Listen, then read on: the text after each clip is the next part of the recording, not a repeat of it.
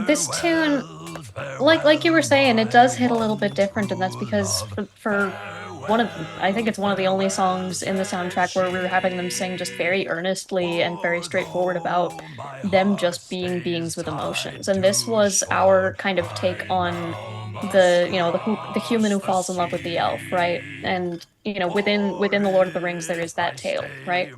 Of the human falls in love with the elf, elf has to go away because otherwise they'll fade, right? And to me, that sounded a lot like a kind of a trope in folk music. I grew up in a folk music environment. I spent, half my life at the Folk Project in New Jersey growing up, right? And there's this trope within folk music called the broken token.